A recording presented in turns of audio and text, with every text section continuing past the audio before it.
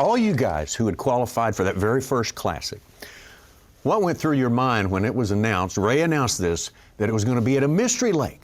It was real unique because we had our normal pattern of lakes that we'd fished on the trail to qualify, and 24 anglers qualified.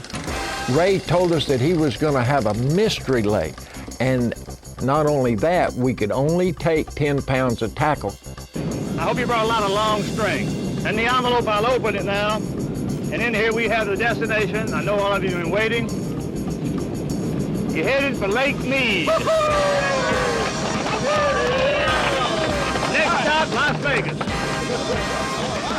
He's going to send you the tackle. So he sent us the tackle box. This is the old Plano 777. This is the original. Yeah, so he knew what the tackle box weighed. The first thing we did was like a prize fight. We had a weigh-in, and each angler walk in there and they'd set their tackle box on that scale and watch that needle go up, and if it got past 10 pounds, Ray would open the tackle box up and start picking out which baits he wanted. And you didn't get them back. Most guys from Alabama, Georgia, Mississippi had never seen that clear water even in their drinking water. It's so clear.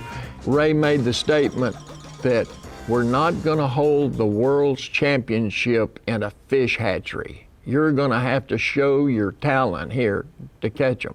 And of course, here we got a lot of the lures from back in those days, maybe not the specifics ones you used out there, but you had to take a little from every category because you didn't know where you were going.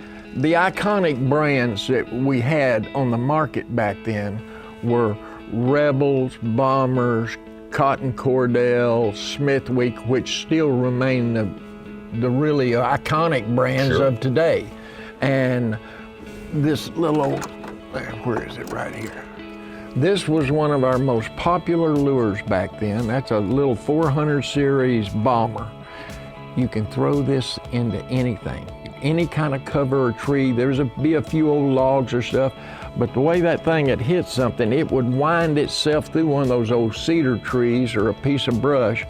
But, you know, these old lures performed the service that we needed at the time, getting it close to the cover, something with a lot of action on it that didn't hang up. So for 35 years, that was the lure back when I was a kid, and all the way when I became a professional angler. I still got some in my tackle box today. I can still catch them on it. You can still catch a fish on them, can't you? That's right.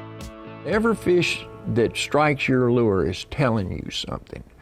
Speed, depth, color, size. This tournament especially was the first World's Championship. All of that played out in spades because everybody had their talent, everybody had their weaknesses, and you just had to be a good angler in finding fish as well as catching them. Everybody's gonna pack more of what they really got confidence in and throw a few lures in that they're not so confident. And what I did is I packed it at first without even thinking about the 10 pounds. I'm gonna pack what I think we need, and then I weighed my tackle box. And then started subtracting. Instead of having a Ziploc bag full of spinner baits, you put a half a dozen in there. You just worked your way down. You didn't work up to the 10, you worked your way down to 10, because when you walked in there, like I said, he's gonna set that on the scale, grazing through your tackle box, because he put them in his. And you didn't get them back. No. You know, I had hot spots and Pop-R's, old P70s, and some Topwater Zara spooks, you know, the things that I have confidence in. But when I got on that spinnerbait deal there, that was the key for me. Cut. That's a wrap. Great job as always, Bobby. Thank you. You bet, Tommy. Hey, would you like to have some of these lures? Oh man, who wouldn't? I guarantee you. How about you fellas? Huh, they're not paying attention. Don't forget to enter. You could take all these lures home with you.